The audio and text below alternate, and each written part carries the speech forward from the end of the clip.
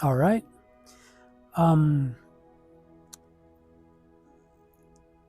I'd like to talk just a little bit about mushroom strains and the differences when you cultivate and all that stuff. Um, when you go to my course, and actually it's in the introduction too that I have for free on YouTube, um, I go over um, why I do a lot of the demonstrations with Pio mushrooms. Um, and I want to talk a little bit more about that, and you'll see why in a minute. Um, Piopinos are real easy to grow, especially when you use my simple techniques using coco coir, uh, 90-second ready rice, and things like that. Um, and they grow fast. They colonize really well. Um, when I compare liquid culture of Piopinos with other strains and other types of mushrooms, the Piopinos get real dense mycelium in the liquid culture and fast. Um, so so for people starting out, I think Piopinos are a real good way to start growing and get a feel for growing. Then after that, you can start moving on to more difficult ones. Um, and the other great reason is that Pio Pino grows exactly the same as many other more fancy, more interesting mushrooms to grow that also grow on coco coir. Um, Later on, I'm going to be making some videos about using horse manure and that type of thing, but that's more advanced and it's really not necessary for to grow a bunch of real interesting mushrooms to grow.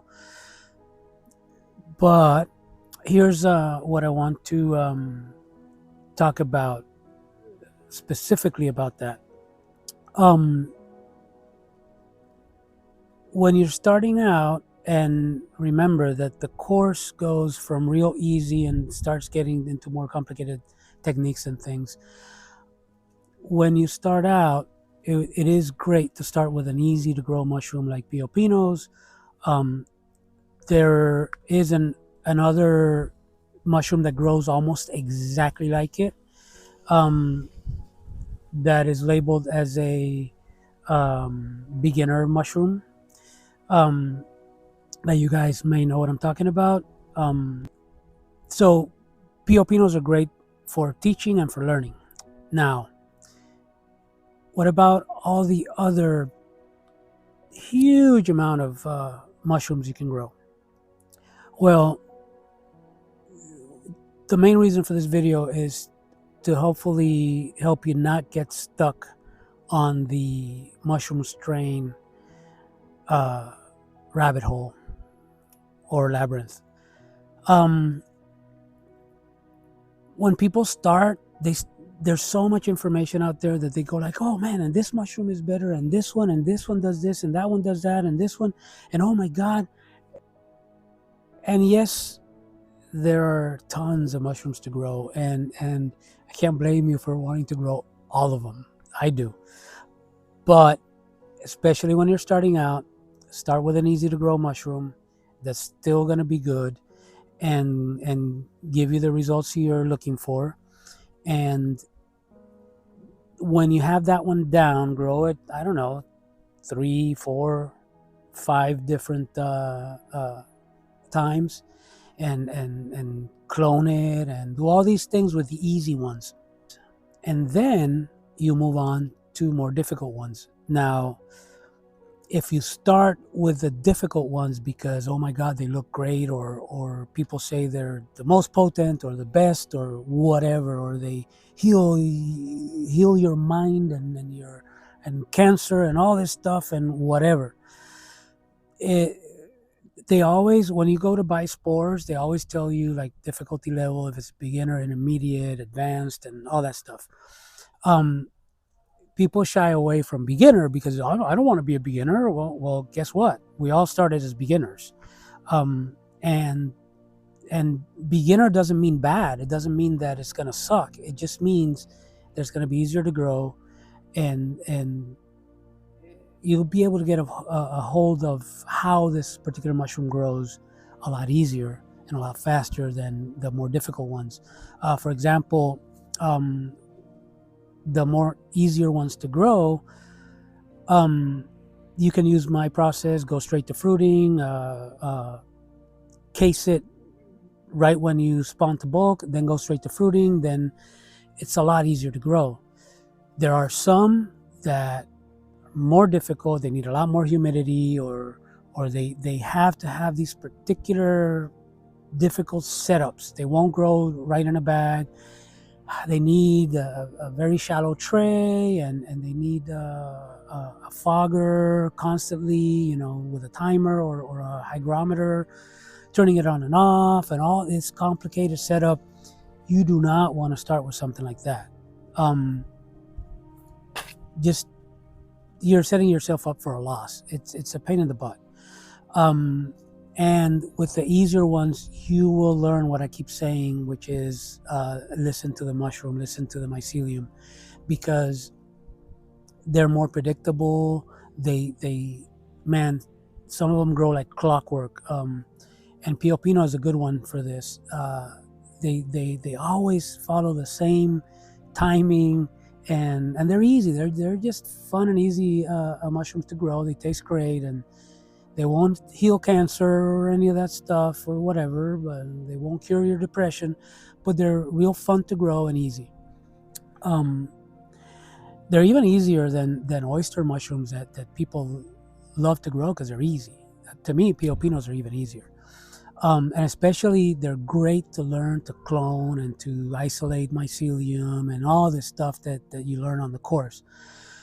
And more difficult mushrooms, sometimes they get a bunch of overlay and then they don't want to pin. Sometimes there's some that are easy, like some that I'm growing right now that are easy, but they just take way longer. I'm growing one right now that's going to take a month to pin.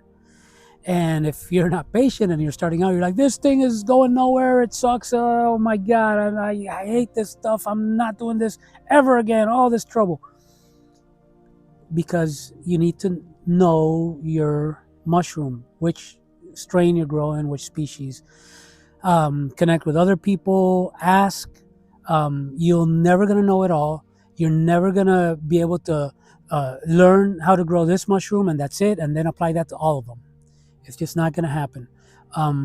You will, with time, learn. If you keep growing different ones, you'll learn which ones are grow in a similar way, which ones pin faster or tend to abort, which ones need more humidity, less humidity, which ones tend to contaminate more, which ones colonize really fast or slow. Or here's an example: lion's mane, when it's colonizing grain, it doesn't get all white, completely white, like Pio Pinos or other ones that you've seen me on my videos, seen me grow on my videos. They are wispy and they don't tend to get that white. They can if you let them, but you don't have to let them get that white. You can send them to bulk a lot faster, a lot sooner.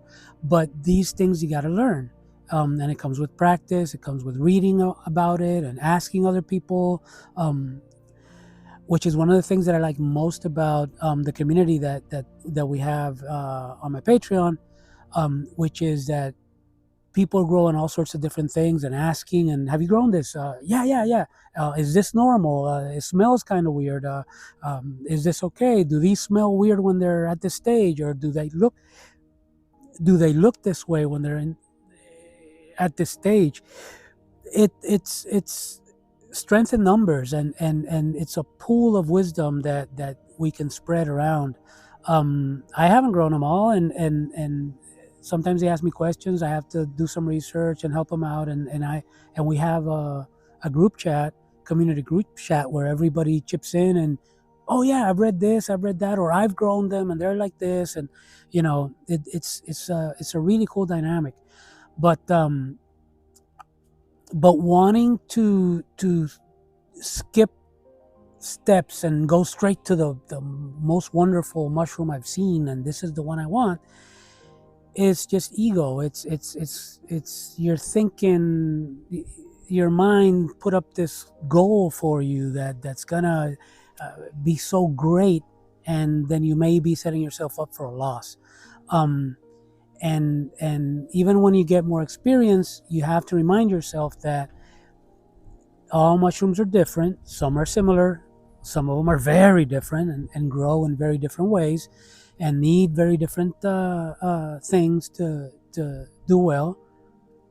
And you need to keep that in mind, and don't just go straight for the strongest, most greatest, most wonderful whatever, because you also have to remember that the people that sell the spores, spore syringes and liquid culture syringes and spore prints, people that sell that, they want to sell. So they go, oh, we have this wonderful strain that everybody loves, and because they want to sell it to you, they don't want you to get comfortable with one mushroom and or two or three and go, these are the ones that I'm going to grow forever. Which is, I think, where a lot of people end up. A lot of people end up, these are like my three, maybe a bit more, but a lot of people I see, they go like, these are my three favorites, and this is what I grow. And I've grown all these other ones, but these are my favorites. Or I grow lion's mane for this, or I love to eat oysters, and it all depends. Some of them are maybe so much of a pain to grow that you'd rather buy them, and that's great. Some of them may be cheaper to buy than to grow yourself. You need to see all these things.